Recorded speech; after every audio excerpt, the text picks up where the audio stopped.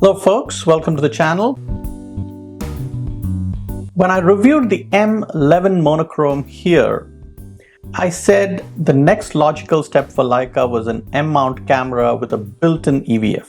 Actually, I said a hybrid viewfinder, the EVF and the rangefinder.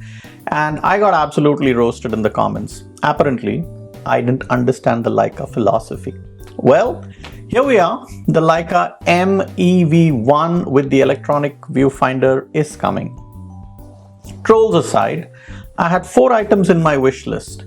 Built-in EVF, or actually a hybrid viewfinder in an M body, but I think that's a huge challenge from a tech and manufacturing standpoint in the M design, so I'll take the EVF only design. A tilting screen for shooting from the hip, touch shutter activation, faster processor, and let's add a 5th now, internal memory. Looks like the EV1 will not be an M-body design, but more of a Q-looking cam. And thanks for that, cause I surely don't want to see an M with that classic viewfinder window missing and replaced with metal. That would be abomination. I've been shooting Leicas since 2011, from the M9 and M9 Monochrom to the M11 Monochrom, every Q, and even the SL. I've lived through the good, the bad, and gloriously manual. I've used it commercially and shot manual focus for street, documentary, and weddings with a 50 Noctilux. So I'd say I know a little bit about Leica. Oh yeah, I was also a guest speaker at the Leica store in New Delhi once. So this isn't the rant of a YouTuber chasing clicks. This is coming from someone who's actually made a living with these cameras, loves the brand and what it stands for or stood for. Not just someone photographing his cat or dog with a $10,000 luxury lifestyle camera.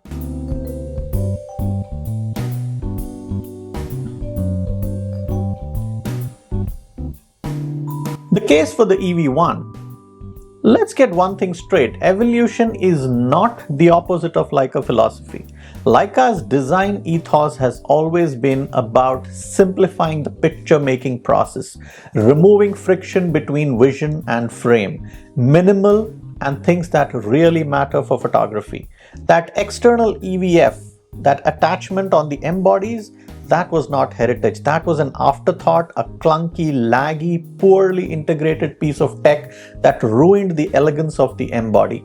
If the M EV1 finally builds the EVF into the body, hallelujah, that's progress. Now, give me an articulating screen, internal memory, and a touch shutter so I can frame from the hip, shoot silently, and focus on what matters, the photograph, not camera gymnastics. But here's where Leica loses me. Rumors suggest the cost in the US, adding recent tariffs, will be over $10,000. At that price, we're not celebrating craftsmanship anymore, we're selling exclusivity.